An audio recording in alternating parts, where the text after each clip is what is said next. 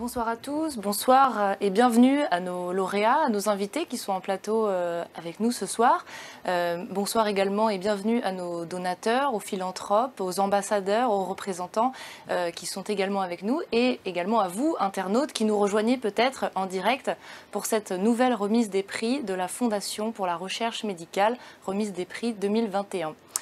Rappelons que chaque année, la FRM, la Fondation pour la recherche médicale, remet des prix qui récompensent des chercheurs et des chercheuses français talentueux, issus de laboratoires français de la recherche académique, et ce dans tous les domaines biomédicaux.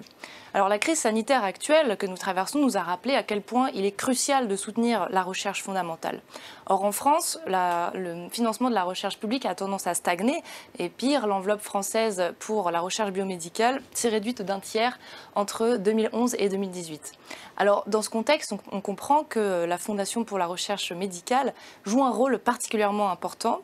Et à ce titre, elle est très attachée à la remise des prix que nous allons remettre aux chercheurs et chercheuses ce soir. Ces prix s'inscrivent dans la mission première de la Fondation, qui est de soutenir la recherche biomédicale dans tous les domaines et à tous les niveaux. Leur existence est permise par des philanthropes, des testateurs qui souhaitent soutenir des scientifiques d'excellence qui feront les avancées de la médecine de demain. Alors cette année, la FRM a souhaité organiser une remise des prix sous un format un petit peu nouveau pour mettre davantage en lumière les récipiendaires de ces prix et puis pour échanger avec eux, avec vous, sur leur parcours, les coulisses de la recherche et puis les avancées récentes. Alors nous vous proposons pour cela ce soir 4 tables rondes que vous pourrez suivre en direct et qui réuniront chacune 4 lauréats autour d'une thématique bien particulière. Nous avons pour la première thématique la carrière de chercheur, comment devient-on chercheur, comment ça se passe au niveau des coulisses. La deuxième table ronde présentera les pistes d'avenir en neurologie. La troisième concernera le rôle de la recherche fondamentale en cancérologie. Et enfin, la quatrième, le rôle de la pluridisciplinarité dans la recherche sur les maladies infectieuses. Tout un programme. À la fin des échanges sur le plateau, vous pourrez poser à chaque fois, après chaque table ronde, vos questions directement aux chercheurs et aux chercheuses qui répondront en direct. Alors avant d'accueillir les lauréats, je me tourne vers Valérie Lemarchandel, qui est directrice scientifique de la Fondation pour la recherche médicale. Bonsoir Valérie. Bonsoir Cécile. Alors Valérie, est-ce que vous pouvez nous rappeler en quelques mots quelles sont les missions de la Fondation pour la recherche médicale ? Oui, bien sûr. Tout d'abord, vous dire que je suis ravie d'être avec vous aujourd'hui, ravie de pouvoir vous présenter la Fondation pour la recherche médicale. En quelques mots, la FRM est un financeur caritatif majeur pour la recherche biomédicale en France. C'est aussi une organisation unique dans le paysage de la recherche, en raison de son positionnement unique, vous l'avez rappelé, puisque depuis sa création, depuis près de 75 ans maintenant, la FRM finance des projets de recherche prometteurs dans tous les domaines, sur toutes les pathologies, que ce soit les cancers, les maladies neurologiques ou psychiatriques, les maladies infectieuses ou encore les maladies cardiovasculaires. Chaque année, ce sont environ 400 nouveaux projets de recherche qui sont menés dans des laboratoires qui dépendent d'organismes publics d'enseignement supérieur ou de recherche qui reçoivent des financements de la Fondation pour la recherche médicale. Autre particularité de la Fondation pour la recherche médicale, c'est son indépendance financière. Elle ne reçoit aucune subvention de l'État et donc ses actions sont uniquement possibles grâce à la seule générosité de ses donateurs, de ses partenaires et également de ses testateurs. C'est une fondation reconnue d'utilité publique qui est aussi labellisée par le don en confiance. Et le soutien financier qu'apporte la FRM aux laboratoires de recherche publique, il est essentiel. À titre d'exemple, en 2020, ce sont plus de 53 millions d'euros qui ont été alloués à des projets de recherche dans tous les domaines et sur tout le territoire français. Alors, en plus de ce soutien financier qui est incontournable pour les laboratoires, nous avons à la FRM à cœur d'accompagner au mieux les chercheurs. C'est pourquoi nous leur apportons également des ressources et des services complémentaires pour leur permettre, par exemple, de nouer des liens entre eux ou éventuellement d'établir des collaborations. Et c'est grâce notamment à une communauté que nous avons créée et que nous cherchons à faire grandir régulièrement et que nous animons également régulièrement. Enfin, la FRM a également une autre mission qui est celle d'informer le grand public sur les enjeux et les avancées de la recherche. Et aujourd'hui, dans le contexte actuel, cette mission s'avère particulièrement importante. L'actualité nous le rappelle. Il est évident que pour un public non averti, aujourd'hui, face à une profusion d'informations, il est particulièrement complexe de faire la part des choses entre ce qui relève vraiment des connaissances scientifiques et ce qui relève au contraire des croyances, de simples croyances. Donc pour ce faire, nous développons un certain nombre de supports, de canaux de communication, comme notre revue trimestrielle Recherche et Santé, ou encore des dossiers thématiques que nous mettons à disposition sur notre site web tous les mois. Et puis la FRM peut s'appuyer également sur des campagnes de communication auprès du grand public, des campagnes fortes qui sont relayées par nos ambassadeurs et qui permettent de susciter l'intérêt du grand public pour la recherche médicale et aussi de l'éclairer sur des grands enjeux de santé ou des grands enjeux de recherche. Et à ce titre, il y a tout juste quelques jours, la FRM a lancé sa dernière campagne institutionnelle annuelle pour sensibiliser le grand public sur le rôle clé que joue notre fondation pour faire avancer la recherche et ainsi contribuer au progrès médical dont nous bénéficierons tous un jour. Très bien, merci beaucoup Valérie pour cette introduction. Je vous propose tout de suite de regarder justement cette vidéo qui a été lancée il y a très peu de temps pour la campagne de la Fondation pour la recherche médicale.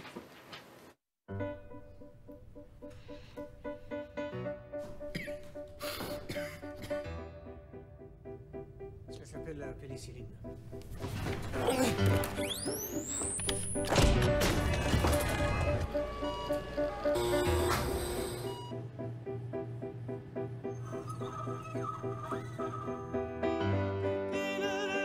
La recherche médicale est au cœur de nos vies.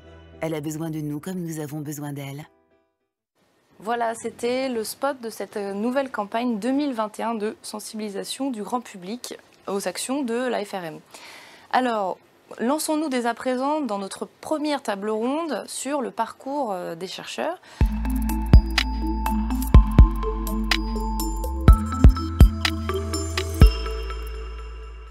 Alors, je vous propose d'accueillir tout de suite avec nous en plateau Romane Condé, qui est lauréate du prix Jeanne-Philippe Béziat. Ce prix provient d'un legs de Rose Rouanet, qui est destiné à financer le contrat doctoral d'un jeune chercheur, en l'occurrence d'une jeune chercheuse, pendant les 3 premières années de sa thèse de sciences en cardiologie. Bonsoir, Romane. Je rajoute que vous êtes doctorante à la faculté de pharmacie de Châtenay-Malabry et votre projet de thèse vise à comprendre l'altération du métabolisme énergétique des cellules du cœur dans l'insuffisance cardiaque. Nous avons également en plateau avec nous Alexandra Achab Ali. Vous avez reçu, bonsoir, le prix Odette Maria Rouanet. Ce prix provient aussi d'un legs de Rose Rouanet et il est également voué à financer le contrat doctoral d'un jeune chercheur pendant les 3 premières années de sa thèse de sciences en cardiologie. Alors vous effectuez votre doctorat au Paris Centre de recherche cardiovasculaire sur le site de l'hôpital européen Georges Pompidou et vous essayez de comprendre le rôle des différentes cellules inflammatoires dans la cicatrisation du cœur après un infarctus cardiaque. Et enfin, nous avons avec nous Giuseppina Caligiuri. J'espère que je n'ai pas écorché votre nom, merci. Vous êtes lauréate du prix Jean-Paul Binet. Ce prix, issu d'une donation de Jean-Paul Binet, récompense des travaux de recherche clinique ou expérimentale sur les pathologies cardiovasculaires ou sur les xénogreffes. Alors vous êtes cardiologue dans le service de cardiologie de l'hôpital Beaujon à Paris. Vous êtes également directrice de recherche à l'INSERM. Et enfin, vous êtes responsable d'une équipe sur le site de l'hôpital Bichat. Alors, vos recherches sont consacrées au mécanisme de régulation de la circulation sanguine dans les vaisseaux sanguins. Des applications cliniques issues de vos découvertes sont actuellement en développement au sein d'une start-up que vous avez créée. Merci à toutes les 3 d'être avec nous ce soir. Alors, pour planter le décor de cette table ronde sur le parcours des chercheurs, je vais rappeler quelques chiffres. Donc, la recherche en France, c'est presque 300 000 chercheurs. Environ un tiers d'entre eux travaillent dans le secteur académique public, c'est-à-dire dans des instituts de recherche comme le CNRS, l'INSERM ou les universités. Et les effectifs de chercheurs progressent régulièrement en France. Entre 2007 et 2017, en moyenne, une progression de 3% par an. Alors, comme nous l'avons dit au début de la soirée, les dotations de l'État sont parfois insuffisantes pour faire fonctionner au quotidien les laboratoires. Et ceux-ci, les laboratoires, ont besoin d'autres bailleurs de fonds en complément pour financer des projets, des équipements et payer le salaire de personnel non statutaire, comme ici nous avons 2 doctorantes. Alors, donc ce complément prodigué par les bailleurs de fonds est parfois vital pour les laboratoires et donc c'est là qu'intervient la Fondation pour la recherche médicale. Et donc justement, nous avons avec nous 2 jeunes doctorantes, Romane et Alexandra, et vous avez reçu donc ce prix pour financer une thèse de 3 ans, ce n'est pas rien. Qu'est-ce que ça représente pour vous d'avoir reçu ce prix? Qui veut commencer à répondre? Je vais commencer. Merci. Déjà, c'est un honneur d'être ici présente et c'est vraiment un plaisir d'avoir reçu ce legs de la part de la famille Rouanet et qui va me permettre de réaliser ma thèse au sein de l'équipe du docteur Jean-Sébastien Sylvestre. Et j'aimerais également remercier d'autant plus tous les donateurs de la FRM qui permettent de contribuer à l'effort de recherche scientifique nationale. Donc aujourd'hui, à l'avenir, donc c'est vraiment très important pour moi d'avoir reçu ce financement de la part de la FRM. Très bien. Un petit mot peut-être, Romane? Oui, c'est également un grand honneur et c'est très important également de pouvoir travailler sereinement en étant financé donc, pendant 3 ans de thèse et qui permettra certainement de faire avancer le sujet en ce qui me concerne, donc, les pathologies cardiaques de façon grande. Très bien. J'en profite pour vous demander chacune, et vous aussi, Giuseppina, qu'est-ce qui vous a donné envie de faire de la recherche? Est-ce qu'il y a eu un événement déclencheur précis ou voilà, c'est plutôt un parcours qui vous a petit à petit amené là? J'étais malade. Ah, d'accord. Toute petite, j'étais malade, j'étais à l'hôpital. Ça me fascinait, cette espèce de comme une ruche avec plein de personnes qui travaillent, chacun à leur place. Et à un moment, il y avait des questions pour lesquelles on n'avait pas de réponse. Et je me suis dit que j'aurais voulu participer à comprendre avec les autres. On comprend la motivation. Et vous deux? Moi, depuis longtemps, j'étais intéressée par le domaine de la médecine. Et au fur et à mesure de mes études, je me suis rendu compte que vraiment la recherche, l'aspect fondamental de l'avancée médicale me plaisait encore plus. Donc c'est pour ça que j'ai continué vers un parcours en biologie et jusqu'à ma thèse. Donc voilà, c'est une passion depuis un bon moment maintenant. Très bien. Et vous? En ce qui me concerne, c'est plutôt la biologie généralement qui m'a toujours intéressée.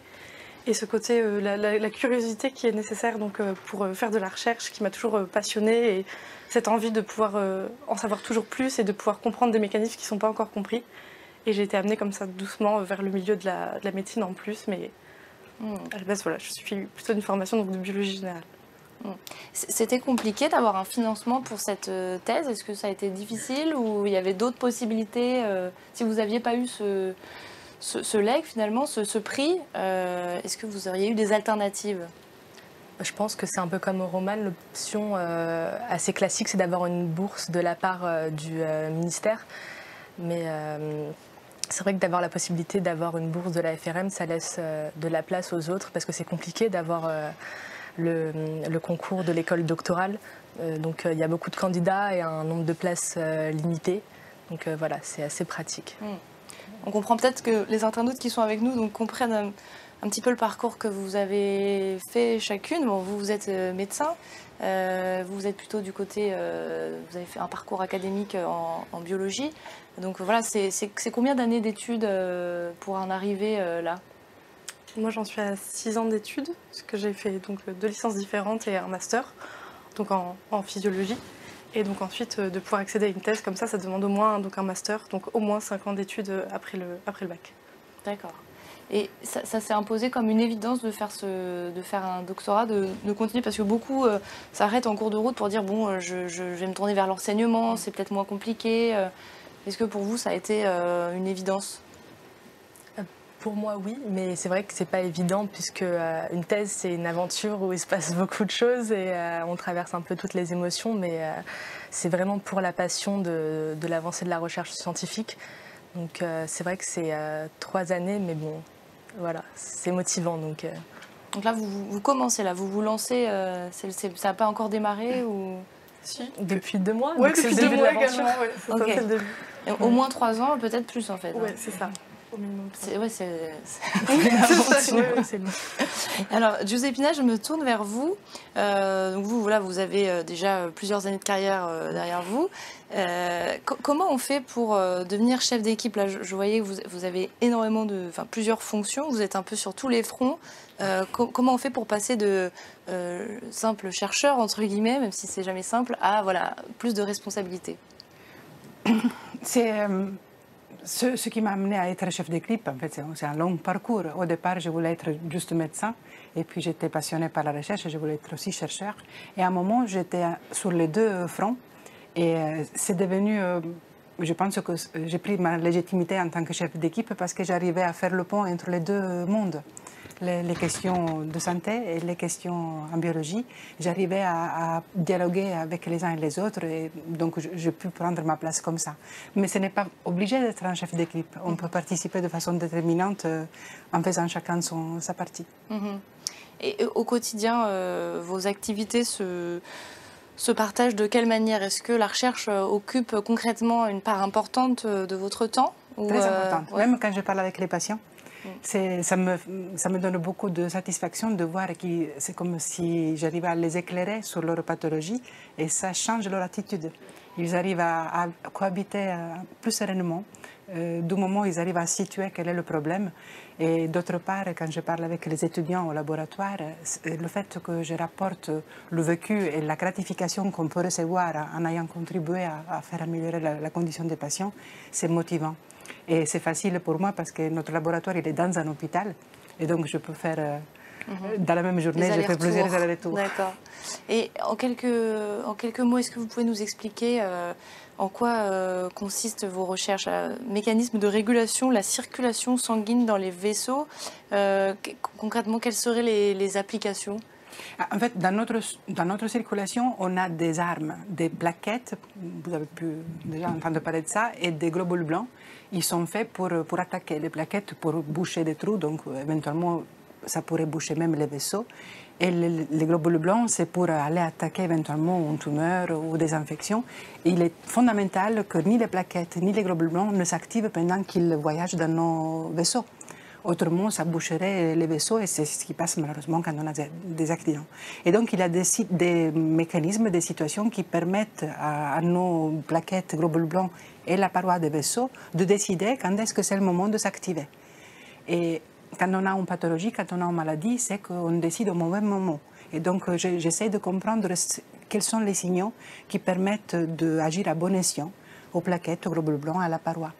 C'est passionnant, c'est fascinant, on n'en est qu'au début, mais au fur et à mesure qu'on avance, on a déjà quelques applications en clinique et je suis très contente pour ça.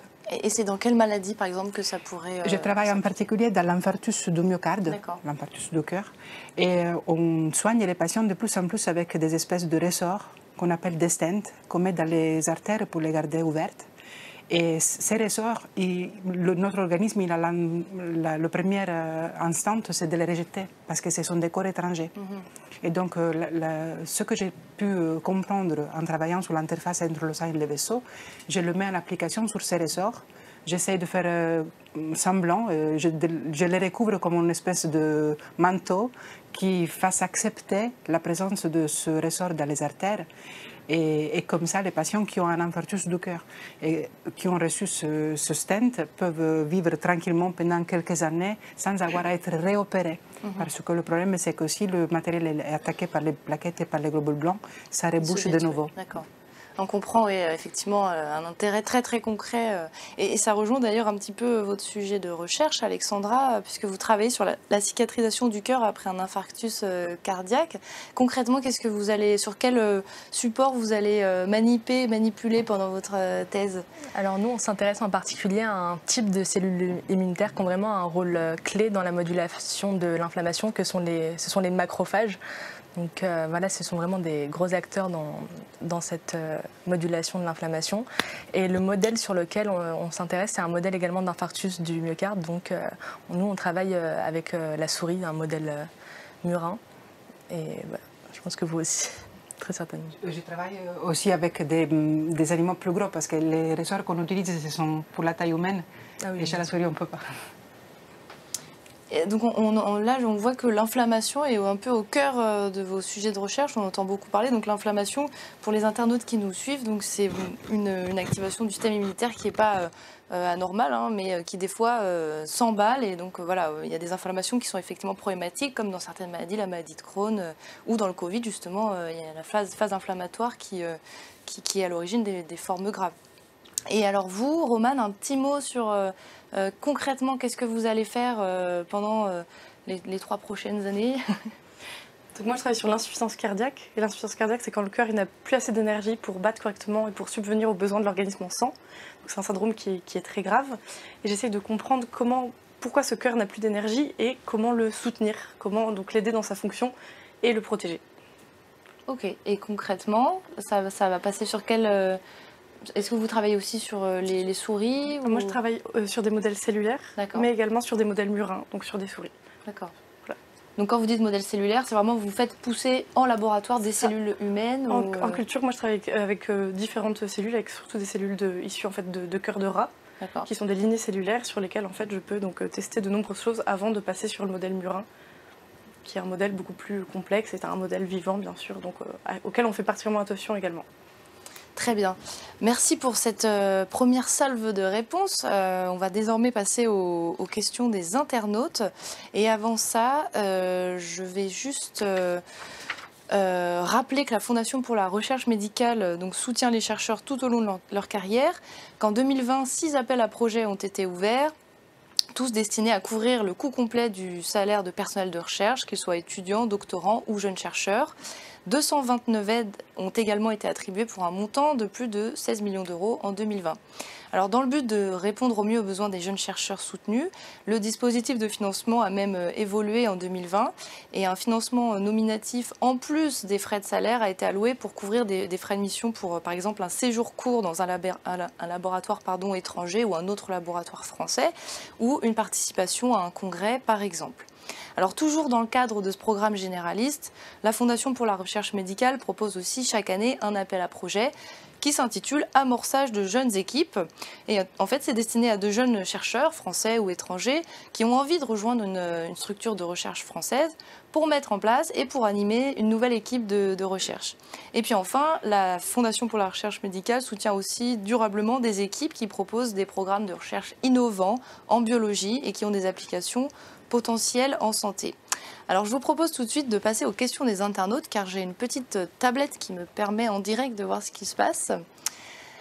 Alors, quel pourcentage moyen de doctorants financés par la Fondation pour la recherche médicale peuvent continuer leurs travaux dans un laboratoire institutionnel?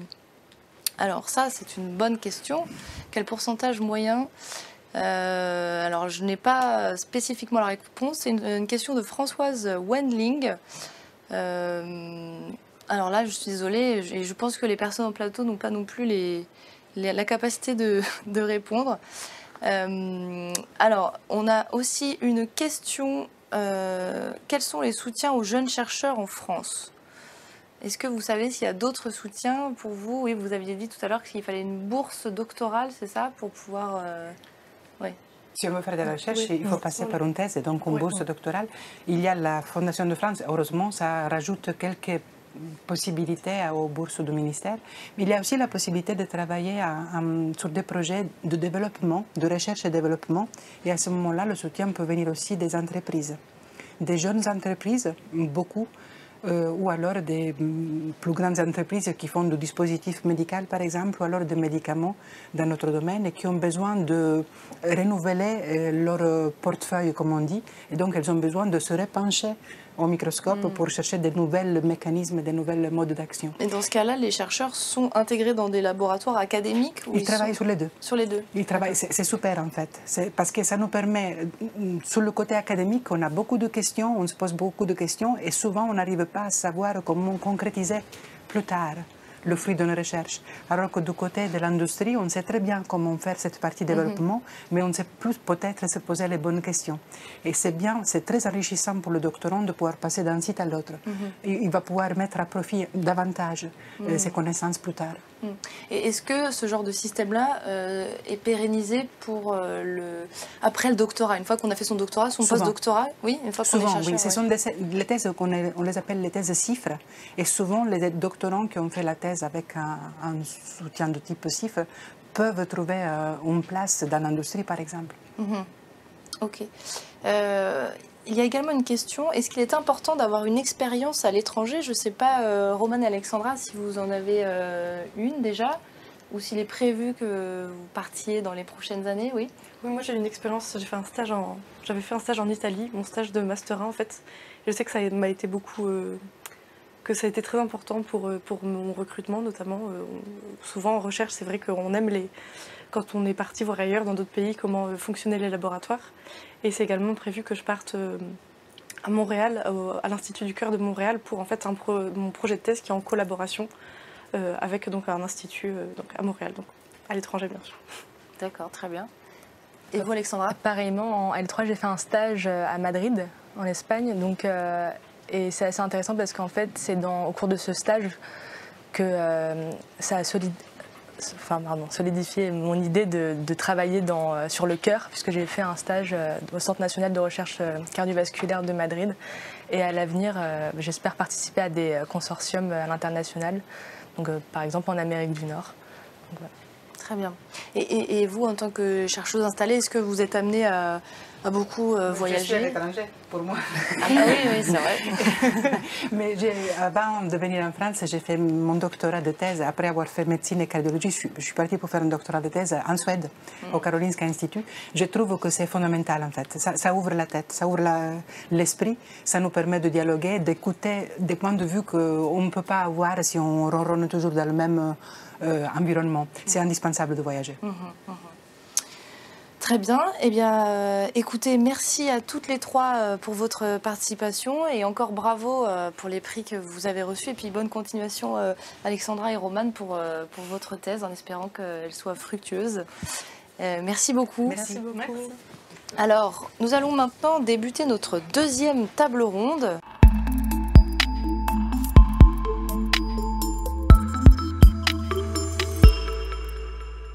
Alors, pour aborder cette deuxième thématique, nous accueillons 3 nouvelles lauréates des prix 2021 de la Fondation pour la recherche médicale. Nous avons d'abord Marie Sarrazin. Bonjour. Bonsoir.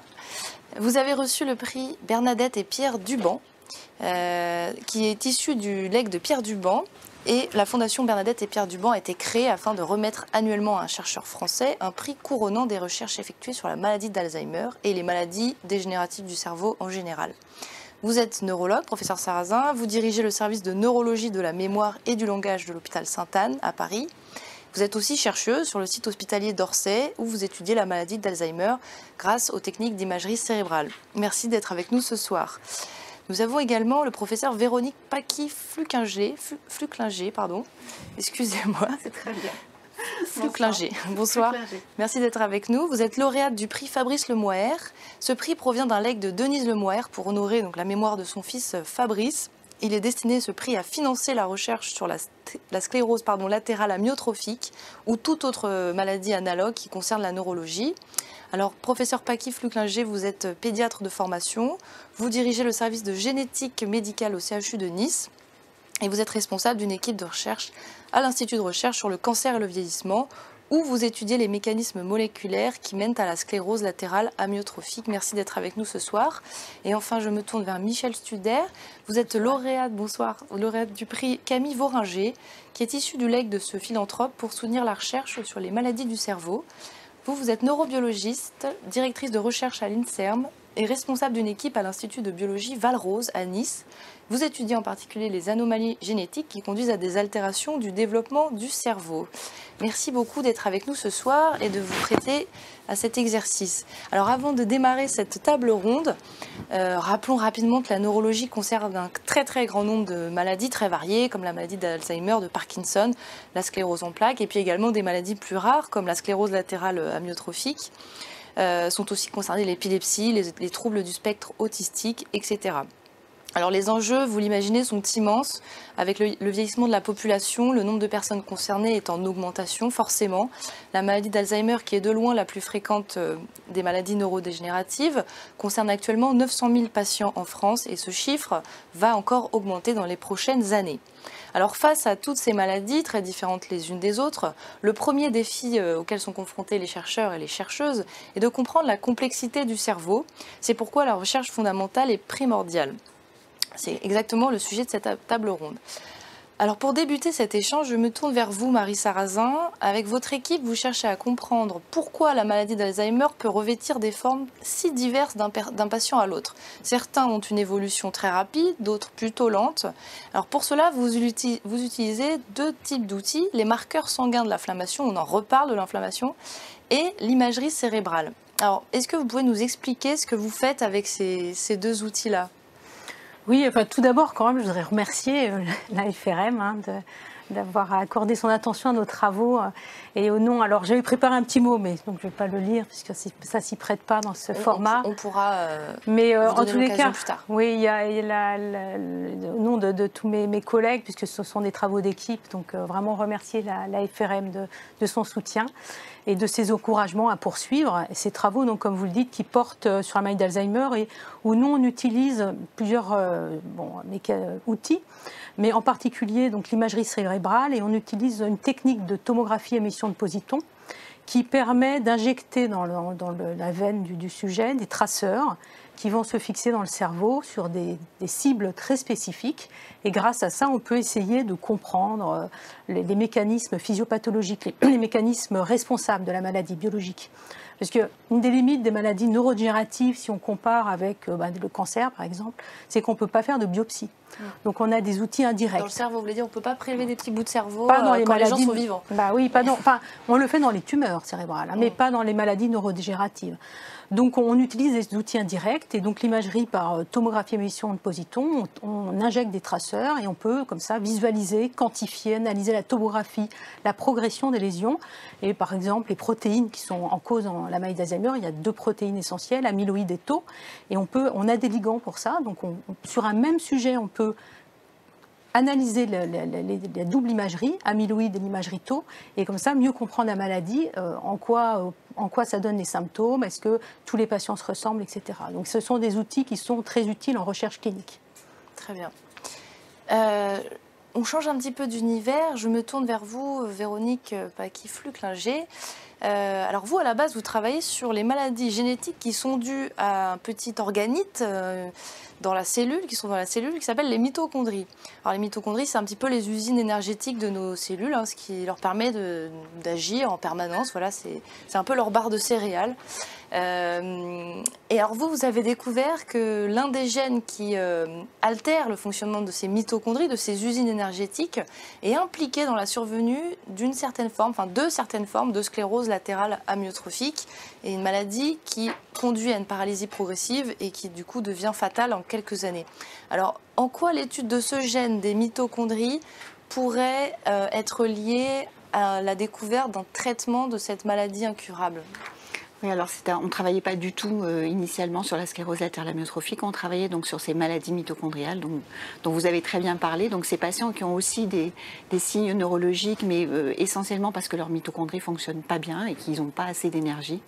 Et donc il y a beaucoup de gènes impliqués dans ces maladies, et on était devant une famille. Notre recherche part de l'hôpital, ça part des patients, et on avait une grande famille dans laquelle on ne comprenait rien. On avait une atteinte mitochondriale, mais on ne comprenait pas grand-chose. Et donc on a identifié le gène qui était responsable donc de cette forme familiale, qui a un rôle très important dans la mitochondrie. Et on s'est ensuite rendu compte que ce gène était aussi impliqué dans des formes de SLA.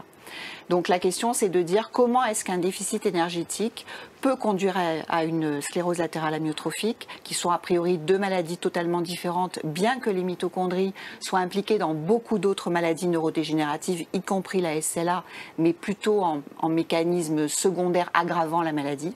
Et donc à partir de là, on a essayé de comprendre ce qui se passait. Pour ça, il fallait avoir des modèles, vous en parliez tout à l'heure, donc on a généré un modèle de souris qui reproduit presque parfaitement ce qu'on voit chez les patients. On a des modèles cellulaires. À partir de biopsies cutanées de patients, on fait des cellules souches et on les différencie en motoneurones. Et on se sert en fait de tous ces modèles pour décortiquer en fait les mécanismes et essayer, en décortiquant ces mécanismes, de trouver des pistes thérapeutiques, parce que ce sont des maladies absolument terribles. Et du coup, dans les prochains mois, les prochaines années, quelle est un petit peu votre ambition vis-à-vis de cette maladie? Alors, notre ambition, c'est d'essayer de voir si les dysfonctionnements qu'on a trouvés dans notre modèle peuvent s'appliquer à d'autres types de SLA, d'autres maladies neurodégénératives. Et on a aussi identifié des molécules qui corrigent, notamment qui corrige les défauts qu'on observe dans les motoneurones, par exemple, de patients en culture. Et donc, l'étape suivante, c'est de passer à un essai préclinique, c'est-à-dire on va tester cette molécule sur le modèle de souris en espérant pouvoir après faire un essai clinique chez l'homme. Mais juste, moi aussi, je voulais quand même vraiment remercier la FRM, le jury, les donateurs, parce que vous avez compris, ça coûte très cher, tout ce qu'on fait, et pour avancer, on a vraiment besoin de ces financements. Et puis aussi, faire comprendre une chose, c'est que vous parliez de recherche fondamentale, de recherche clinique, nous on fait le ping-pong entre l'hôpital, je crois que ça a été très bien dit tout à l'heure, et le labo de recherche, et aussi faire comprendre aux jeunes médecins que la recherche c'est très important, parce qu'en CHU, faire de la recherche pour des jeunes médecins, c'est mieux soigner les patients. Donc merci à la FRM, et puis aussi merci aux équipes, à la fois l'équipe de recherche et l'équipe à l'hôpital, parce que c'est grâce à leur travail et grâce à la complémentarité entre recherche clinique et fondamentale qu'on peut avancer. Très bien. Je me tourne enfin vers vous, Michel Studer. Avant de vous poser ma question, du coup, je vais vous laisser l'occasion de dire un mot sur le prix que vous avez reçu aujourd'hui et peut-être nous expliquer ce qui va vous permettre de faire par la suite. Je veux premièrement remercier, comme mes collègues, la FRM. La FRM, ça fait au moins 10 ans qu'elle soutient ma recherche, et ça, c'est très, très important pour l'équipe, pour ma recherche à moi, le labo et l'équipe. Et donc, ce prix, je dois dire, était complètement inattendu, et ça a été un honneur, un très gros honneur et une très grande surprise. Donc, encore, merci à la FRM pour ce prix, et merci pour le soutien pendant ces dernières années pour mon type de recherche. Donc, moi, je m'occupe plutôt des maladies du neurodéveloppement, et c'est des maladies génétiques normalement qui apparaissent très tôt pendant le développement, donc au niveau embryonnaire. Et souvent, les maladies neurodéveloppement sont dues à des gènes qui sont importants pour la construction et la génération des organes. Dans mon cas précis, je m'intéresse à la construction du cerveau, donc du cortex cérébral. Et si ces gènes ne marchent pas bien, ils vont impacter la formation de type cellulaire ou la formation des couches, par exemple, au niveau du cortex, ceci portant à des problèmes cognitifs à la naissance. Donc, il y en a beaucoup, des maladies neurodéveloppementales. Souvent, elles sont rares, c'est-à-dire elles sont monogéniques et dues à des gènes individuels, mais il y a aussi des maladies du neurodéveloppement comme l'autisme, le spectre autistique, est plutôt dû à plusieurs gènes qui agissent ensemble et portent, comme nous le savons, à des problèmes cognitifs.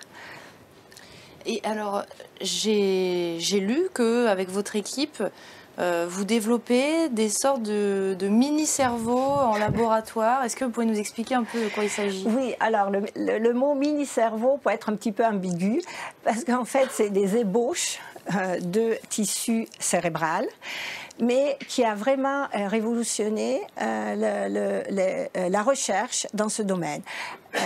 Ma collègue parlait des cellules souches, donc les mini-cerveaux dérivent aussi des cellules souches, mais différemment à ce que fait ma collègue, que les cellules souches vont être étudiées en 2D, donc aplaties, ces mini-cerveaux, ces organoïdes cérébraux, en fait, on les laisse pousser en 3D pour reformer une structure plus complexe en 3D.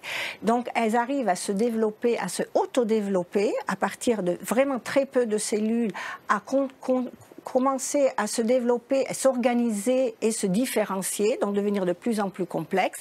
Évidemment, c'est des ébauches de cortex, donc on ne parle absolument pas d'un cerveau entier. Ça ressemble à quoi concrètement? Ça ressemble à des petites boulettes de quelques millimètres. D'accord, ça se voit quand même, c'est visible à l'œil. Oui, c'est absolument visible. Alors. Ça ne ressemble pas à un cortex, quoi. Non, ça ne ressemble pas à un cortex, mais ce qui est fascinant dans ces organoïdes, c'est justement quand on les examine à l'intérieur, on retrouve l'organisation qu'on retrouve au niveau du cortex, mais très tôt pendant le développement. Vu que ces maladies du neurodéveloppement agissent souvent pendant des processus fondamentaux et des processus qui apparaissent très tôt, pouvoir les suivre dans une structure en 3D, c'est très important pour mieux comprendre la maladie. Pas seulement ça, ce qui est très fascinant, c'est qu'on peut développer ces organoïdes cérébraux à partir de cellules souches des patients, ce qui nous permet de bien suivre la maladie au niveau du patient même, c'est-à-dire au niveau de ses cellules, évidemment.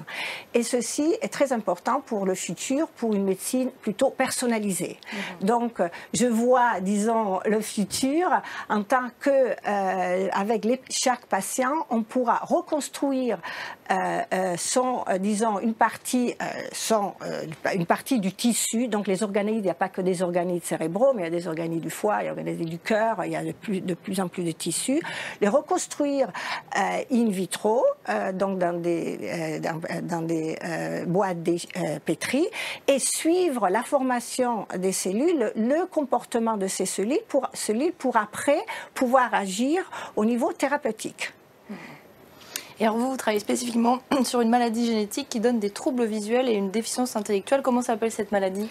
Bon, cette maladie, elle en est un peu compliquée. Elle s'appelle Born-Straschaff optic atrophy, c'est-à-dire c'est une atrophie optique avec les noms des 3 chercheurs qui l'ont identifiée. Et elle est raccourcie en BBS-OAS. C'est une maladie récente, une maladie du neurodéveloppement. Il y en a beaucoup comme ça. Elle ressemble à d'autres maladies du neurodéveloppement. Et le fait d'étudier sur cette maladie particulière, ça pourra nous aider à comprendre aussi d'autres maladies, parce qu'en fait, les processus sont très semblables. Et quand vous dites récente, c'est qu'elle est apparue récemment ou on en fait le diagnostic depuis peu? On a fait le diagnostic récemment qu'en 2014. Donc, de plus en plus de patients commencent à être identifiés dans le monde entier. On est en contact avec la Fondation américaine. Je suis fière de dire, en fait, qu'en cette année, on est arrivé à créer une association française de la maladie. Donc, c'est une association qui s'appelle NR2F1, le nom du gène qui cause la maladie NR2F1 France, et ceci me permet de pouvoir parler avec les patients, les familles des patients, de voir les patients, de mieux comprendre, et ceci grâce aussi aux cliniciens qui nous ont beaucoup aidés à nous mettre en contact avec, parce que moi évidemment différemment de mes collègues, je ne travaille pas à l'hôpital, je travaille dans un institut de recherche, mais grâce à l'aide des cliniciens, nous avons réussi à vraiment identifier plusieurs patients et parler avec les cliniciens pour bien comprendre les symptômes. Donc, il est extrêmement important que les chercheurs parlent avec les cliniciens pour se comprendre et pour s'aider réciproquement. Donc ce dialogue entre chercheurs et cliniciens est fondamental dans ce type de recherche. Je me tourne vers vous, Marie Sarrazin. On revient sur la maladie d'Alzheimer. Comment, depuis que vous travaillez sur cette thématique, vous avez vu se transformer la recherche? Est-ce que vous avez vu des grandes avancées? Est-ce que vous voyez poindre à l'horizon peut-être des perspectives de diagnostic, de traitement? Dites-nous un petit peu là, ce qu'il en est de ce champ de recherche. Oui, les choses ont beaucoup évolué, d'une part dans l'approche diagnostique. On est beaucoup plus précis dans le diagnostic. On a des outils qu'on n'avait pas auparavant de diagnostic. Donc on a des outils biologiques. On peut mesurer les protéines en pratique clinique. Et pour la recherche, donc on a les outils maintenant d'imagerie.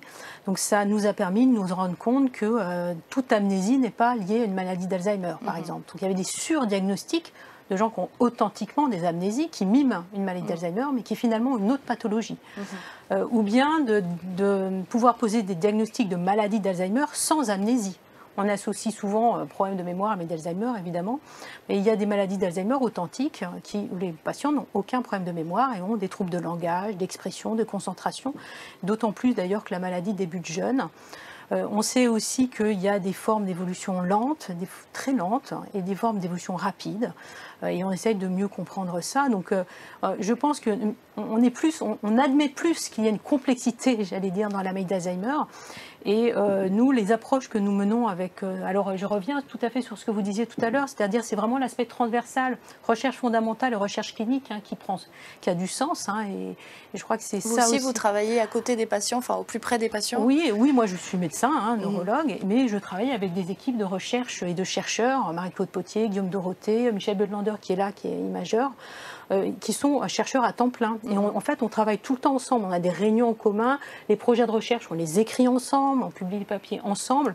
Donc nous, en clinique, on va soulever des questions qu'eux ne voient pas sur les modèles murins, par exemple. Sur l'animal, c'est des modèles génétiques qui se ressemblent beaucoup plus que chez l'homme, où il y a plus de variabilité. Et à l'inverse, ils vont nous proposer en fait des hypothèses que nous, on va essayer de voir si on peut les tester chez l'homme. Et c'est comme ça qu'on peut partir sur des pistes thérapeutiques nouvelles. Donc c'est vraiment un des enjeux. Et la FRM, je pense, joue bien cette démarche, d'être vraiment dans cette interface et de soutenir des projets collaboratifs. On rappelle que vous avez toutes les trois reçu un prix de la FRM pour cette année 2021. Une dernière question, Véronique Paquif-Luclinger. On parlait des allers-retours entre la clinique, la recherche fondamentale. Entre les deux, votre cœur balance. Est-ce que des fois, vous aimeriez donner plus à l'un qu'à l'autre? Non, parce que je pense qu'en France, on a cette grande chance. Alors, il y a des problèmes en recherche, mais on a d'un côté les CHU et d'un autre côté les instituts de recherche, l'INSERM, et des médecins qui sont un petit peu... souvent hospitalo-universitaires, qui ont à la fois l'approche clinique et qui facilitent un petit peu le dialogue et les allers-retours des deux côtés. Et par exemple, dans le domaine de la génétique, la révolution en termes de diagnostic, ça a été le séquençage au débit et l'arrivée de ces nouvelles technologies qui permettent maintenant d'identifier des gènes. C'est la première étape pour essayer de comprendre après. Ça, c'est très récent, c'est les années 2000 Oui, c'est les dernières années, depuis... ça s'est allé très très vite. Quand on pense dans les années 80-90, l'identification des premiers gènes et maintenant à quelle vitesse on les identifie, c'est vraiment une vraie révolution. Et donc, une fois qu'on a le gène, après, il y a tout ce travail de décortiquer le mécanisme, parce qu'encore une fois, si on veut traiter, il faut comprendre qu'est-ce qui ne marche pas. Et donc, ça nécessite des échanges perpétuels entre l'hôpital et l'équipe de recherche. Et je crois aussi on remercie beaucoup de monde, mais je pense aussi qu'il faut remercier les patients. On parlait tout à l'heure des associations de patients, parce que sans les patients qui acceptent de participer à ces recherches, de donner des prélèvements sanguins, quelquefois des biopsies cutanées et tout, et sans pour nous, ça serait quasiment impossible. Donc, je pense qu'il faut aussi saluer l'implication des patients dans ce mécanisme. Merci beaucoup. J'ai une dernière question qui vient d'arriver sur notre chat. Existe-t-il en neurologie des essais cliniques proposés aux malades, comme c'est le cas en cancérologie? Je ne sais pas laquelle de vous trois souhaite répondre. Oui, heureusement, oui. Oui. Bien sûr, il y a des essais, il y a de la recherche donc, dite académique ou, comme vous le dites, grâce aux patients qui vont rentrer dans une démarche très altruiste, ils vont accepter de participer à une recherche alors qu'ils n'ont pas forcément un bénéfice direct, ils vont même leur prendre du temps, des déplacements, voilà. Donc, et puis les témoins, ceux qui le font comme volontaires sains, quoi. Et puis il y a des essais thérapeutiques. Donc, il y a les des témoins, pistes thérapeutiques. C'est les malades qui acceptent, entre guillemets, de recevoir un placebo Dans les essais thérapeutiques, oui, mais dans la recherche académique, ce sont des gens qui sont précisément non malades, mais pour comparer en fait, le processus de la maladie à un cerveau qui, lui, n'est pas atteint. Donc, il y a, je pense, dans vos domaines respectifs aussi les mêmes beaucoup démarches. d'essais cliniques, heureusement. Et chacune, un dernier mot, vous avez combien de personnes dans votre équipe avec vous? Ça représente... Moi, j'ai une équipe de plus ou moins 7-8 personnes. Je pense que, enfin, selon mon opinion, une équipe entre 5 et 10 est une bonne équipe. On arrive bien à suivre, on arrive à comprendre, à parler. C'est agréable, le travail au laboratoire, c'est agréable d'avoir une équipe. Une équipe plus de 10, selon mon opinion, ça commence à devenir un peu plus compliqué difficile. À suivre. Compliqué à suivre. Mais bon, après, ça, c'est très personnel. Et vous? L'équipe de recherche, c'est à peu près une dizaine de personnes. L'hôpital, c'est à peu près maintenant 35-40 personnes. Mais sur l'organigramme de l'équipe de recherche, il y a des médecins. Donc voilà. Mais c'est vrai qu'une équipe de recherche, une dizaine de personnes, je trouve que c'est le bon. C'est l'optimal. Oui. Et vous, Marie-Sarrazin? Moi, je ne suis pas directrice d'une équipe de recherche directement. Je fais partie d'une équipe qui est à Orsay. Je ne sais pas exactement combien on est nombreux. Et pour le service en lui-même hospitalier, on est 14. Vous avez beaucoup de collègues. Eh bien, merci beaucoup encore à toutes les trois pour votre participation à cette table ronde et surtout félicitations pour les prix qui vous ont distingué ce soir et bonne continuation dans vos travaux de recherche. On va enchaîner avec une troisième table ronde sur l'importance de la recherche fondamentale en cancérologie. Alors avant d'accueillir nos invités, je lance un petit jingle.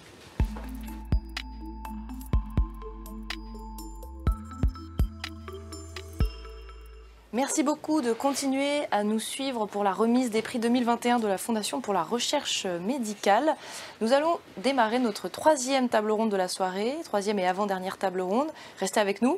Celle-ci est sur l'importance de la recherche fondamentale en cancérologie. Et pour aborder ce thème, nous avons avec nous ce soir deux lauréats du prix Raymond Rosen 2021. Alors ce prix, avant de présenter nos lauréats, je précise que ce prix provient d'un legs de Jeanne Rosen, qu'il a créé en mémoire de son époux. Ce prix encourage les chercheurs et chercheuses dont les travaux sont orientés sur le cancer et sur sa guérison. Et depuis quelques années maintenant, 2 prix sont remis chaque année. Alors nous avons avec nous Fatima Mechta Grigoriou. Bonsoir, merci d'être là. Vous êtes directrice de recherche à l'INSERM et vous êtes également à la tête d'une unité à l'Institut Curie. Et ce n'est pas tout, vous êtes directrice scientifique du Cancéropole d'Île-de-France. Vous étudiez la manière dont certaines cellules de l'environnement proche de la tumeur l'aident à échapper au système immunitaire et à métastaser. Donc vous n'étudiez pas le cancer directement, mais ses petites voisines. Exactement, tout à fait. Alors je vais me permettre de remercier effectivement la FRM ainsi que son conseil scientifique et les membres du jury du prix Rosen, parce que je suis extrêmement honorée, toute mon équipe également, d'avoir reçu ce prix. Et je pense que c'est extrêmement important parce qu'on connaît sa notoriété et je pense qu'on est tous les deux très, très, très honorés par cette nomination.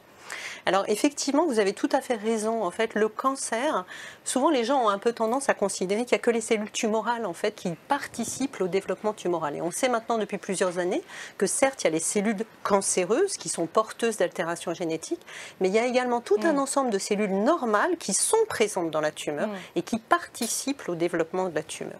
Alors on connaît mieux en fait avec l'immunothérapie le rôle des cellules immunitaires, et nous on s'intéresse à d'autres populations qui en fait sont des méchantes cellules qui ne sont pas porteuses d'altérations génétiques mais qui aident les cellules tumorales à proliférer. On y reviendra tout de suite là dans un instant. Je présente aussi Laurent Lecam que nous avons avec nous ce soir. Merci d'être là. Vous êtes directeur de recherche à l'INSERM. Vous êtes à la tête d'une équipe à l'Institut de recherche en cancérologie de Montpellier. Et alors vous vous intéressez à une protéine particulière qui s'appelle P53. Vous allez nous en parler un petit peu après. Et vous décortiquez le rôle de cette protéine en fait dans plusieurs voies métaboliques, et notamment dans le développement des tumeurs. Merci d'être avec nous. Est-ce que vous voulez dire un mot par rapport à la remise de votre prix ce soir? Merci évidemment à la Fondation, et je pense qu'on est tous les deux aussi surpris qu'émus et honorés de cette reconnaissance des collègues et de la Fondation. Et c'est vrai que c'est aussi l'occasion peut-être de mettre un éclairage sur ce qui a été dit par les orateurs précédents, qui est que c'est vraiment un travail d'équipe, quoi. Donc il faut vraiment reconnaître ce travail collectif. Vous êtes le représentant de l'équipe ce soir. Ouais, on l'a bien en tête. Alors avant d'entamer la table ronde et les questions, rappelons simplement que les cancers représentent en France la première cause de décès chez les hommes et la deuxième cause chez les femmes, après les maladies cardiovasculaires. Donc le cancer, c'est environ, les cancers, 380 000 nouveaux cas par an en France et 157 000 décès. Alors il y a encore 50 à 60 ans, environ 20% des gens survivaient à un cancer. Aujourd'hui, c'est entre 50 et 60%.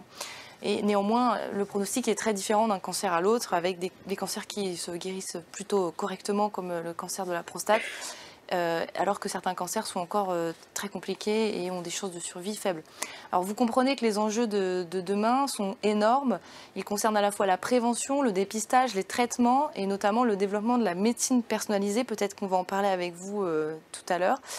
Autant de progrès espérés qui ne peuvent se concrétiser sans l'apport de la recherche fondamentale, et c'est ce pourquoi vous êtes là, mais aussi, bien sûr, on l'a dit tout à l'heure, qui ne peuvent se concrétiser sans la présence de patients qui, finalement, jouent aussi le rôle de la recherche.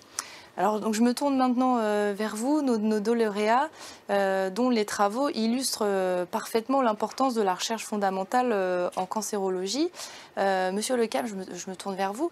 Alors, vos recherches portent sur les mécanismes du développement des tumeurs, et plus précisément sur une cascade moléculaire, donc un enchaînement de plein de réactions chimiques en fait, dans la cellule. Et cette cascade fait intervenir P53. Et cette P53, cette cascade, elle a des rôles divers, à la fois dans la prolifération des cellules, donc la cancérogénèse, le vieillissement des cellules, la mort cellulaire. Et ça fait 40 ans qu'on la connaît, cette protéine. Alors, 40 ans après, on en est où? Quelles sont les zones d'ombre? Et qu'est-ce qu'elle pourrait nous apprendre en fait et nous apporter dans la prise en charge, la compréhension des cancers? Vous avez eu raison en fait, de mentionner le fait que c'est une vieille protéine. Finalement, c'est un gène qu'on étudie depuis plus de 40 ans et on continue à découvrir en fait, des choses nouvelles sur certaines de ses fonctions et qui l'amènent à être muté dans pratiquement toutes les tumeurs humaines, ou en tout cas dérégulé dans toutes les tumeurs humaines d'une manière ou d'une autre, soit par une mutation qui l'affecte directement, soit par des altérations génétiques qui sont en amont ou en aval en fait, de cette même cascade moléculaire, quoi. Et les travaux qu'on a entrepris en fait, au laboratoire viennent finalement un peu compléter ce que mentionnait Fatima, à savoir qu'on essaie de comprendre comment, à travers la dérégulation de cette voie, les cellules cancéreuses acquièrent un avantage sélectif pour utiliser en fait, des substrats énergétiques et ainsi alimenter en fait, les besoins énergétiques de ces cellules tumorales qui, comme vous le savez, prolifèrent beaucoup, mais elles ont aussi cette capacité. C'est ce que vous venez de dire.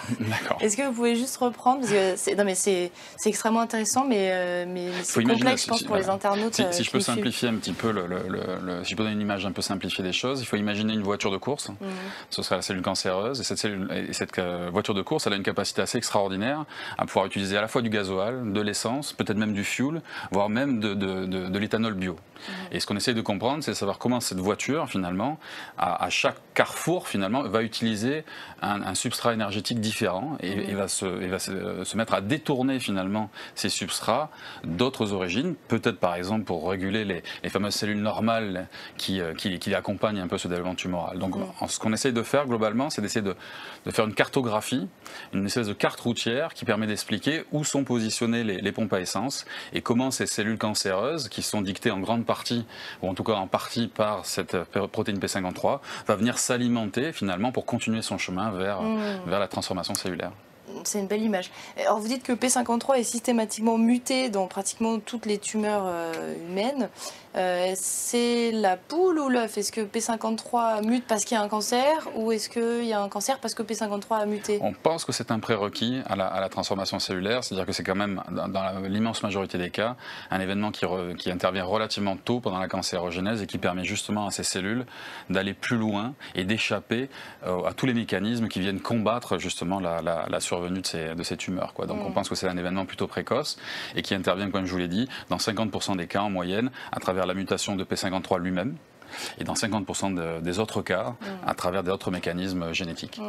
Est-ce qu'on peut imaginer plus tard identifier donc peut-être plusieurs gènes comme ça qui mutent et qui sont impliqués dans le développement de tumeurs et peut-être des traitements cibles, des traitements de thérapie génique? Alors, la grande difficulté de ces gènes qui sont mutés et qu'on appelle suppresseurs de tumeurs, en fait, c'est qu'ils perdent des fonctions. Donc c'est très difficile en fait, d'aller cibler directement et de leur permettre de réacquérir en fait, leur fonction initiale. Donc on est plutôt dans essayer de comprendre ce qui se passe en aval de ces mutations pour essayer d'identifier des vulnérabilités et essayer de les cibler justement pharmacologiquement pour essayer de contraindre ces cellules qui sont engagées sur une autoroute de tomber dans un guet-apens et ainsi mourir. Là vous êtes dans la dentelle, hein. On voit que vous êtes vraiment très en amont de ce qui se passe dans les cancers. Alors oui et non, si vous me posez la question en ce qui concerne les applications thérapeutiques, il s'avère que récemment on a pu montrer que certains des mécanismes qu'on avait identifiés et qu'on pensait être restreints à des modèles expérimentaux ont eu des applications, en tout cas des perspectives cliniques immédiates sur certains types de tumeurs. Donc comme je vous ai dit, certaines tumeurs ont d'autres altérations génétiques et elles sont sélectivement, et on ne comprend pas pourquoi d'ailleurs, sélectivement enrichies dans certains types de tumeurs rares, et en comprenant en fait les fonctions métaboliques de ces régulateurs de P53, on a pu proposer de nouvelles stratégies thérapeutiques. Donc une meilleure connaissance de ces réseaux moléculaires permet néanmoins de proposer de nouvelles cibles thérapeutiques assez rapidement. Et là, on voit vraiment l'importance de la recherche fondamentale. Je me tourne vers vous, Fatima Mechta-Grigoriou. Vous ne travaillez pas donc directement sur les tumeurs, vous vous intéressez à leur environnement proche. C'est original, je ne sais pas s'il y a beaucoup d'équipes en France qui sont spécialisées sur ce domaine. Et alors justement, vous avez découvert avec votre équipe que certaines cellules voisines des tumeurs, de certaines tumeurs d'ailleurs, du sein et de l'ovaire, ces cellules voisines appelées CAFS1, eh bien, elles favorisent les progressions, elles favorisent la métastase des tumeurs du sein et de l'ovaire. Et certaines de ces cellules voisines sont même associées à la résistance des patients aux immunothérapies, ces nouveaux traitements du cancer. Alors, est-ce que vous imaginez des applications concrètes de ces recherches-là? Qu'est-ce qui vous reste à découvrir? Alors tout à fait. En fait, juste pour vous expliquer, en fait, ces fameux fibroblastes qui sont ces cellules normales, elles ne sont pas autour de la tumeur, elles sont dans la tumeur. Dans la tumeur. Dans la tumeur. Elles sont directement la composante tumorale. Et c'est d'ailleurs une composante des tumeurs extrêmement abondante et qui, pour l'instant, contrairement aux cellules tumorales ou aux cellules immunitaires, ne sont pas du tout ciblées sur le plan thérapeutique. Et quand je vois le logo de la FRM « Innover pour sauver », ben nous, c'est comprendre pour soigner. Et donc, on est véritablement là dans une démarche de comprendre justement l'action de ces cellules pour mieux les cibler sur le plan thérapeutique. Et effectivement, les cellules tumorales, il y a une interaction réciproque entre les cellules tumorales et ces fibroblastes, ou fameux CAF-S1, comme vous avez très bien dit. Et en fait, les CAF-S1 favorisent également les cellules tumorales et leur capacité à envahir les tissus avoisinants. Elles sont en symbiose en quelque sorte. Exactement. Elles sont vraiment juste à côté les unes des autres et elles participent mutuellement à leur multiplication ou à leur modification. Donc les cellules tumorales modifient ces cellules à leur bénéfice et ces cellules fibroblastiques en fait favorisent la propagation métastatique. Et ce qu'on a mis en évidence également, c'est que ces fameux fibroblastes non seulement agissent sur les cellules tumorales, mais également agissent sur les cellules immunitaires. Et quand ces cellules sont présentes au sein des tumeurs, vous disiez qu'il y avait une hétérogénéité d'une tumeur à une autre, et même dans une même étiologie, il y a une différence entre un patient et l'autre. Et nos études, en fait, directement en lien avec la clinique, et effectivement, on remercie énormément les patients de nous permettre de travailler sur les échantillons des tumeurs, parce que ça nous permet de mieux comprendre cette diversité et la raison pour laquelle, en fait, ces cellules vont être présentes. Et si ces cellules sont présentes, on anticipe que l'immunothérapie ne sera pas efficace. Donc l'idée maintenant, et que l'on développe au laboratoire, c'est de faire des essais cliniques pour mieux visualiser chez les patientes ces cellules, en particulier en faisant de l'imagerie par PET scan, comme on en a parlé tout à l'heure, mais également pour les cibler. Et le but maintenant, c'est de mieux les cibler.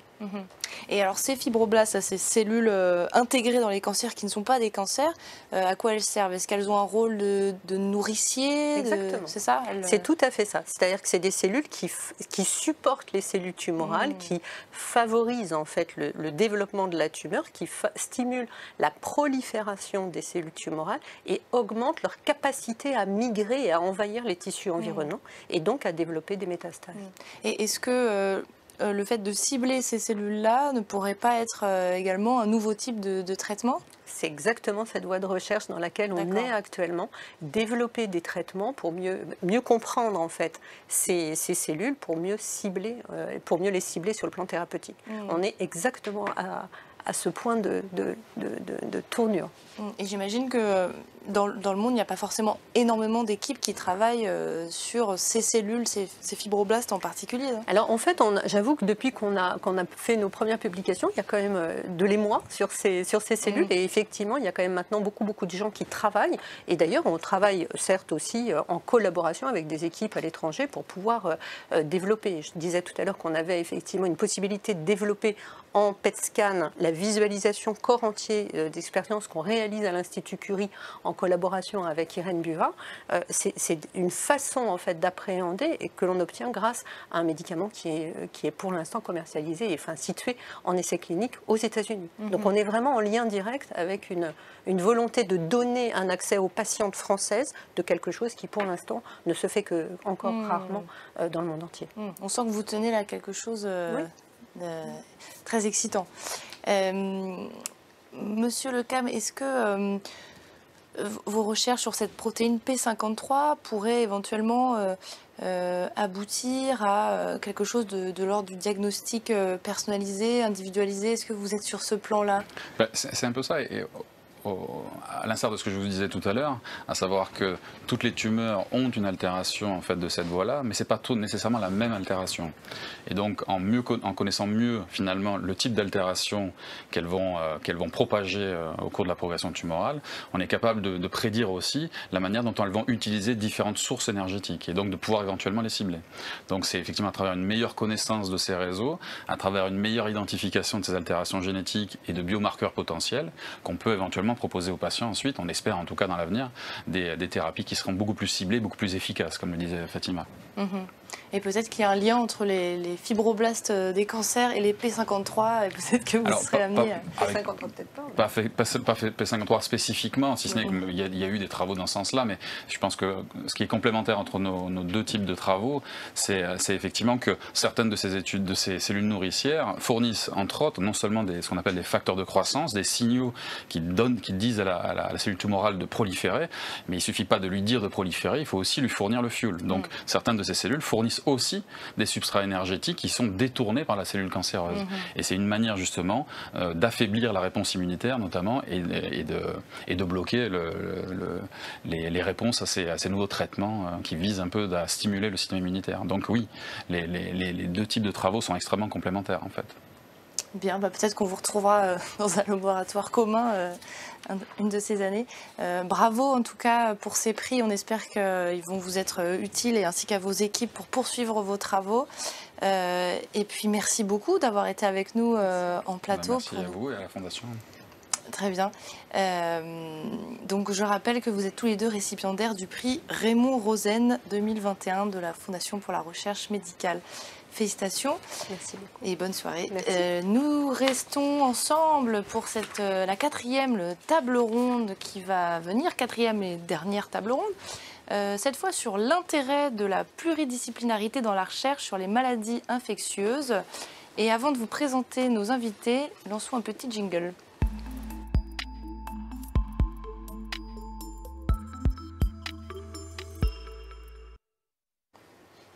Oui, nous sommes toujours en direct de l'événement de la Fondation pour la recherche médicale pour remettre les prix 2021 à plusieurs chercheurs et chercheuses exceptionnels ainsi qu'à leurs équipes.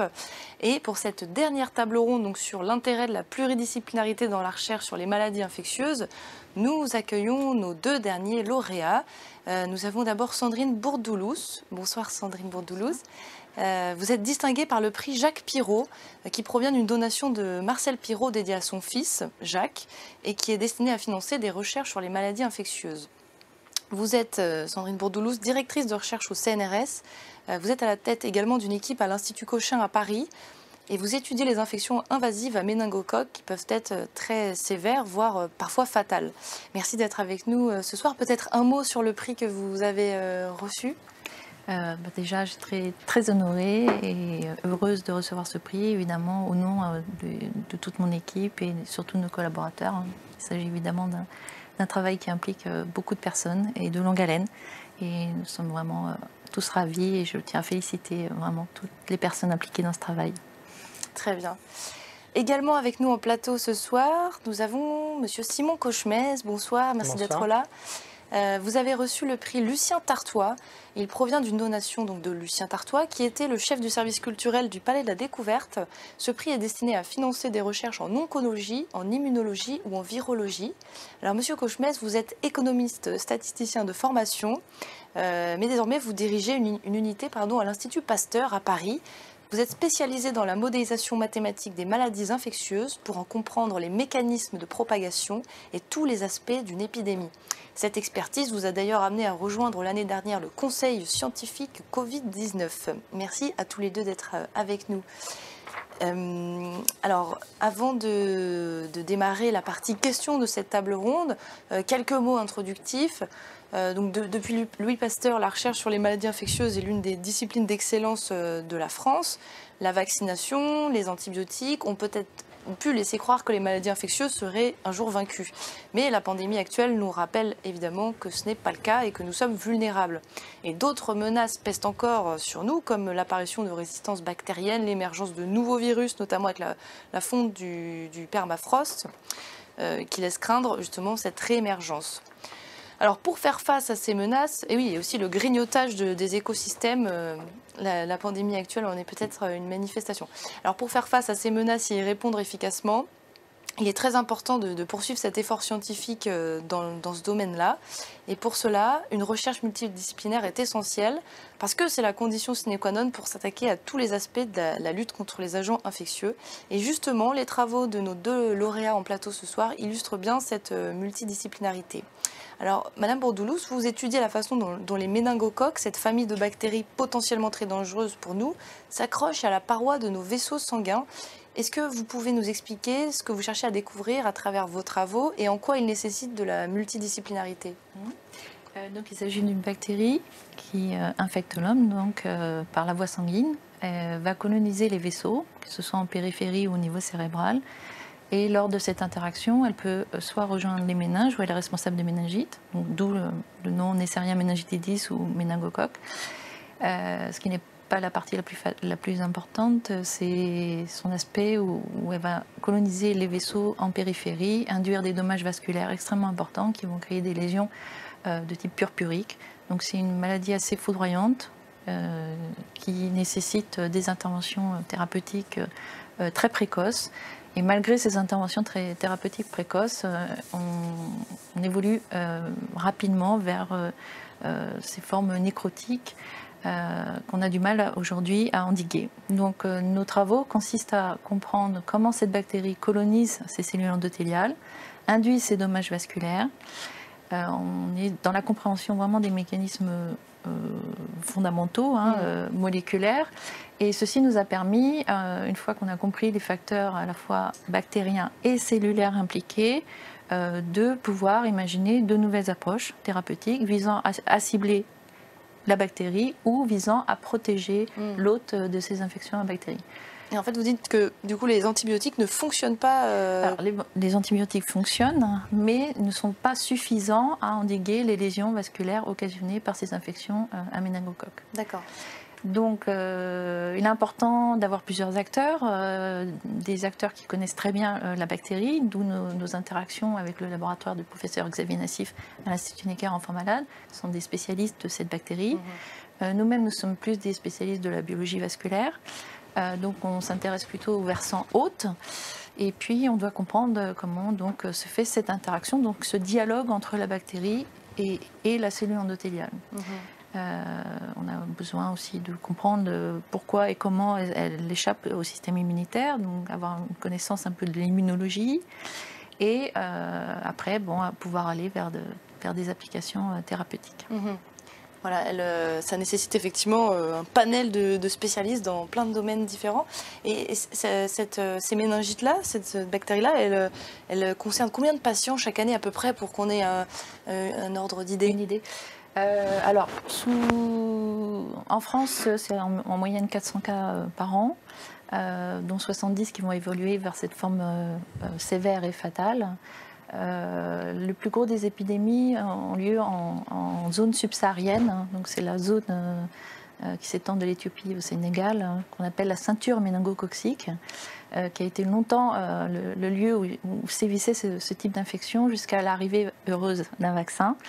Malheureusement, donc c'est une bactérie qui va il va y avoir différents sérogroupes, donc pour l'instant, on a protégé contre un sérogroupe particulier. Ça veut dire des variants, en quelque sorte. Oui, différents variants, si on veut, de cette bactérie. Donc, pour avoir une protection efficace, il faut arriver à vacciner au moins contre un peu l'ensemble des variants qui sévissent dans une région.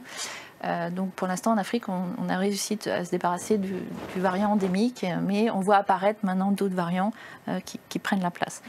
Donc, la vaccination, c'est très bien, c'est pas toujours suffisant.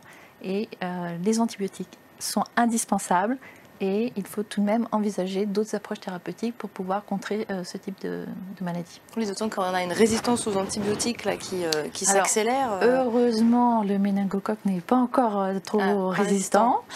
C'est une chance, ce qui n'est pas le cas de sa petite cousine des Neisseria gonorrhoeae. Mais effectivement, on n'est pas à l'abri et donc il faut cibler, d'où l'importance de cibler en fait, des facteurs de virulence pour pouvoir avoir de nouvelles armes contre ces bactéries. Sachant aussi, ce qui nous intéresse, c'est de cibler des facteurs de virulence qui ne sont pas non plus spécifiques du méningocoque. Donc on pourrait imaginer aussi de cibler d'autres bactéries pathogènes qui, pour le coup, s'avèrent résistantes aux antibiotiques.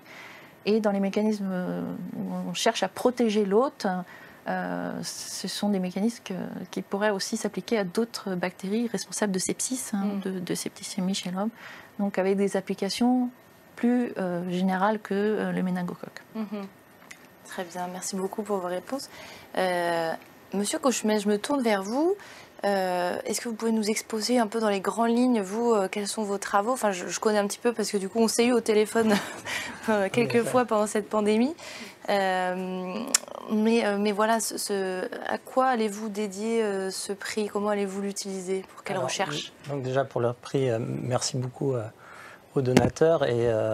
Et comme les autres collègues l'ont déjà dit, pour moi, c'est vraiment un prix qui est à mon équipe. C'est des jeunes chercheurs formidables là, qui, pendant cette pandémie, en effet, ont travaillé jour et nuit pour essayer de mieux comprendre le Covid et mieux comprendre les stratégies de contrôle qui pourraient être mises en œuvre. Donc, alors, notre recherche à l'Institut Pasteur, c'est vraiment la question de ces émergences, en fait, où on a été confrontés à plusieurs émergences ces dernières années et on a tous eu nos vies chamboulées avec le Covid ces 2 dernières années. Et donc à chaque fois en fait, qu'on a ces émergences, c'est vraiment fondamental d'être capable de très rapidement faire une évaluation des risques.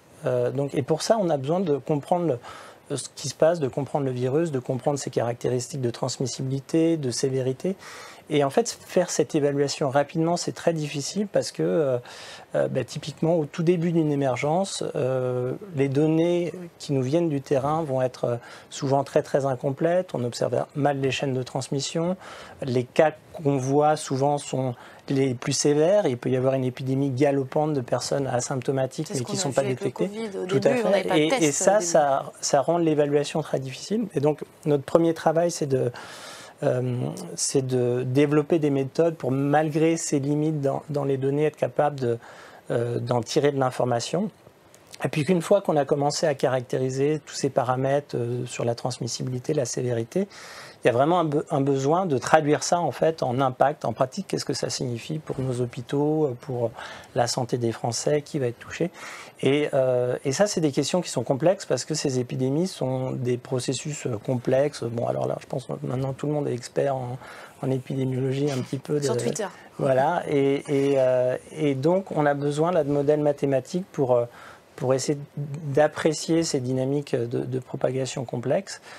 Et puis, ce n'est pas juste pour finalement essayer de faire un peu de la météo du Covid et voir ce qui pourrait se passer, mais c'est aussi ensuite pour évaluer l'impact que pourraient avoir différentes stratégies de contrôle sur cette épidémie. Donc, il y a à la fois le développement de méthodes pour analyser les données, ça c'est le gros du travail en fait, et ensuite aussi le développement de modèles mathématiques pour mieux apprécier ces épidémies. Donc si je comprends bien, vous vous servez à chaque fois d'épidémies précédentes, de modèles créés à partir d'épidémies précédentes pour créer de nouveaux modèles sur de nouvelles épidémies? Alors donc maintenant si on regarde un petit peu la multidisciplinarité, et pour moi l'intérêt c'est qu'en fait chaque épidémie est différente. Donc avant Covid, on travaillait sur Ebola, avant sur Zika, et à chaque fois, ça soulève des questions. Zika, c'est des microcéphalies chez l'enfant, c'est des questions complètement différentes.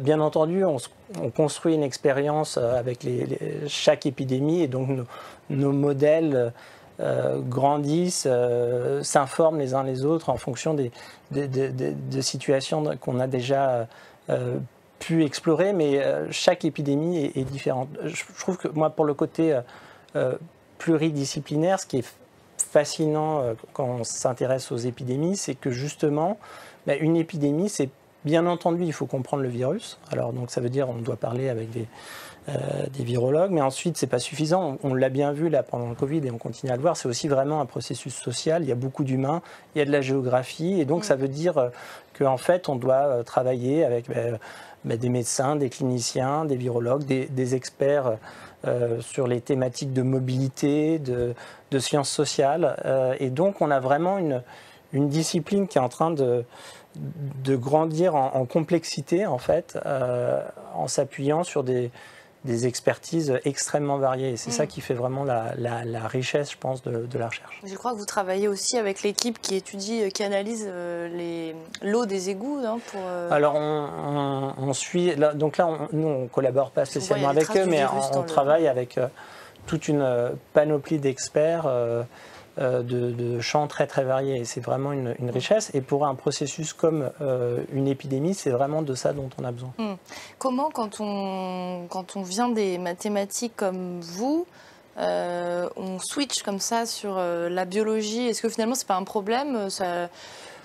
votre domaine peut s'appliquer à toutes sortes de matières.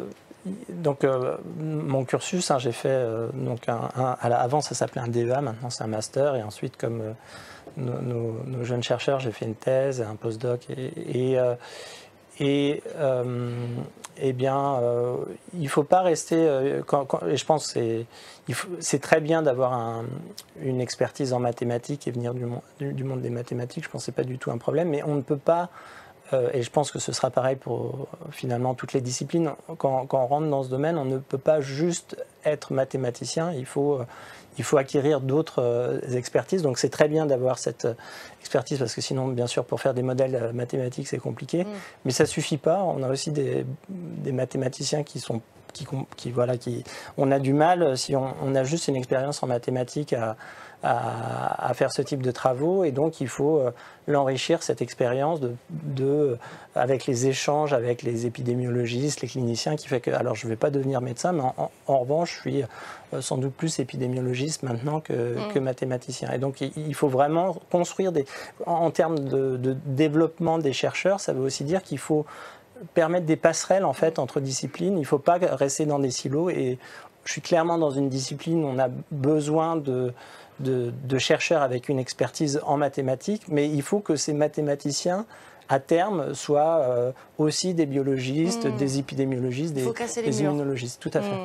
Je fais une petite parenthèse, puisqu'on a parlé du Covid, et justement la Fondation pour la recherche médicale s'est fortement mobilisée l'année dernière et cette année pour faire face à l'urgence. Mais il faut aussi rappeler qu'elle a toujours soutenu les recherches sur les virus émergents. Ainsi, depuis 2009, une soixantaine de projets ont été financés. La Fondation s'est aussi mobilisée dès les débuts de la crise pour donner les moyens aux chercheurs porteurs de projets prometteurs de comprendre, d'explorer les mécanismes de cette nouvelle infection et puis de développer des pistes de traitement pour faire face à cette urgence sanitaire. 5 semaines seulement se sont écoulées entre l'arrivée des premiers dons et l'attribution des premiers financements aux chercheurs l'année dernière. 8 mois après le début de la crise, des premiers résultats ont enfin été obtenus. Et fin 2020, on avait 6,8 millions d'euros qui ont été collectés grâce au soutien des partenaires de la Fondation pour la recherche médicale, des philanthropes, des ambassadeurs. Et ces 6,8 millions d'euros ont permis de financer 35 projets de recherche en lien avec le Covid. Une dernière question peut-être pour vous qui nous vient des internautes. Est-ce qu'il y a des exemples concrets de besoins de multidisciplinarité dans la recherche médicale récemment? Est-ce qu'il y a eu par exemple une découverte récente qui était vraiment le fruit d'une transversalité entre plusieurs spécialités de recherche? On a un gros développement ces dernières années, ça a déjà été évoqué, de ce qu'on appelle la omique. Donc, la omique donc des approches globales. Donc on va analyser tout le transcriptome, tout le protéome. Ça génère énormément de données. Et à l'heure actuelle, on ne pourra pas les analyser sans l'aide de bioinformaticiens. Donc on a vraiment... c'est le séquençage génétique, c'est ça? Alors, à la suite du séquençage, du génome, du transcriptome, donc l'ARN, et que l'ARN va donner des protéines. Donc on analyse de façon après plus globale le contenu en protéines de cellules. Tout ceci génère énormément de données. Et là, on a un gros besoin, vraiment, en analyse bioinformatique avec des informaticiens qui se forment à la biologie, parce qu'il faut comprendre quand même la biologie pour pouvoir décortiquer un peu toute cette masse de données et arriver vers des pistes en fait. C'est un métier d'avenir du coup pour les futurs jeunes chercheurs. En ce moment, oui, il y a une forte demande. Ouais, c'est très forte demande. Eh bien, écoutez, merci beaucoup à tous les deux et puis bravo à vous, bravo à vos équipes pour ce prix que vous avez reçu cette année.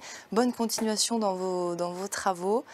Nous allons bientôt conclure cette soirée. Nous sommes arrivés au bout. Je tiens à remercier à nouveau chaleureusement tous les lauréats des prix de la Fondation pour la recherche médicale pour leur présence, pour leur participation à nos tables rondes. Ils nous ont fait toucher du doigt leur quotidien, ils nous ont permis d'entrevoir ce qu'est leur métier de chercheuse, de chercheur. Et on l'aura compris, ils sont tous guidés par une envie, une passion d'aller plus loin. Chacun contribue avec son équipe, mais aussi avec des collaborations nationales, internationales, à augmenter la somme de nos connaissances. Découverte après découverte, il dessine les progrès médicaux, les progrès biologiques dont nous bénéficierons demain. Alors, nous accueillons désormais en plateau pour clôturer cette soirée Denis Duverne. Vous êtes président du conseil de surveillance de la Fondation pour la recherche médicale. Merci beaucoup de vous être joint à nous. Est-ce que vous voulez dire un petit mot pour conclure cette soirée ? Bien sûr, merci. Je tiens d'abord à féliciter à nouveau tous les chercheurs qui ont été récompensés ce soir. Les échanges ont été passionnants. Ils ont permis notamment de découvrir et de mieux comprendre le parcours des chercheurs depuis leur vocation initiale, que ce soit à l'occasion d'une maladie, et ce n'est pas la première fois que j'entends une histoire comme celle-là, ou simplement la passion pour la science. Et on a aussi pu découvrir la recherche médicale de façon concrète sur 4 domaines, les maladies cardiaques et les maladies neurodégénératives, les cancers et les maladies infectieuses, et on a vu en particulier l'importance de la pluridisciplinarité, c'est-à-dire de travaux entre des équipes avec des spécialités différentes. Et on a vu enfin que cette recherche était financée d'abord par l'État, mais aussi que sans la contribution des associations et fondations, on n'aurait pas le même impact en matière de recherche médicale. Vous le savez, et c'est grâce à ça qu'on va faire des découvertes qui vont permettre d'améliorer notre santé et de trouver des traitements pour des maladies qui étaient jusqu'à présent incurables. La Fondation pour la recherche médicale, qui est le premier financeur, je dirais, caritatif, couvrant l'ensemble des disciplines médicales, fête cette année, dans quelques mois, ses 75 ans. Et depuis sa création, elle soutient et elle accompagne les chercheurs en ne laissant aucune maladie de côté.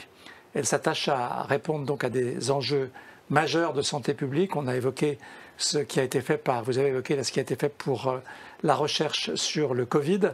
Vous pourrez suivre tous nos travaux, toute l'actualité de la FRM sur les réseaux sociaux et sur le site internet frm.org. Pour continuer à agir, nous avons absolument besoin de tous nos donateurs. Vous avez vu ce soir, et je crois que c'est quelque chose de touchant, c'est que tous les chercheurs qui ont été primés, récompensés, ont été primés grâce à l'argent qui a été donné par des donateurs qui sont morts. Et donc leur action se poursuit au-delà de leur décès, avec des jeunes chercheurs qui sont récompensés. Et je trouve que c'est un témoignage qui est très touchant. Donc nous avons besoin de votre soutien. Merci à tous de votre participation. Merci aux internautes d'avoir suivi ce live. Et merci à vous, Cécile, de nous avoir guidés à travers ce parcours. Merci beaucoup. Merci, Denis. Juste avant de nous quitter, je vous propose de découvrir une petite vidéo qui montre à travers plusieurs portraits comment la recherche et la recherche fondamentale sauvent concrètement des vies au quotidien.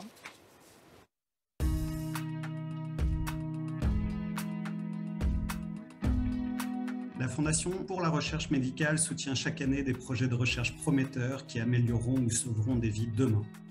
Nous avons tous bénéficié un jour des progrès de la recherche médicale. Vous, moi, nos enfants, nos proches. C'est pourquoi nous avons voulu donner la parole à des femmes et des hommes pour lesquels la recherche est ou a été essentielle, voire vitale dans leur vie. En voici quelques extraits. 18 décembre 2020, j'ai fait un arrêt cardiaque. J'ai eu la chance d'avoir ma maman à côté de moi, qui savait faire les gestes qui sauvent. Donc très grande chance que j'ai eue. Ils se sont acharnés, mais dans le bon sens du terme, pour savoir ce qui s'était passé. Et s'ils n'avaient pas eu cette philosophie de recherche ou cette envie de savoir, je ne sais pas ce qui serait, comment ça se passerait aujourd'hui.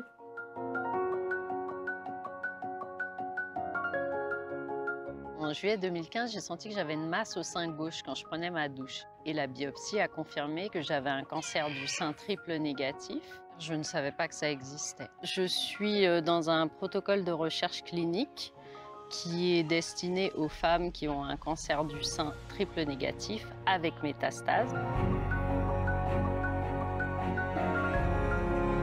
La découverte de la mucoviscidose chez moi a été dès la naissance.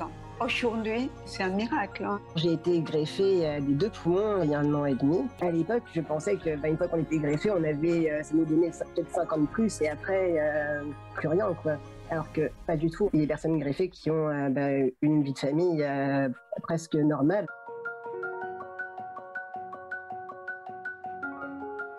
J'ai commencé à avoir des problèmes au boulot. Je commençais à avoir des trous de mémoire, quoi. J'ai un traitement qui est un patch, enfin des patchs, qui pour l'instant fonctionnent encore bien. Et tant mieux.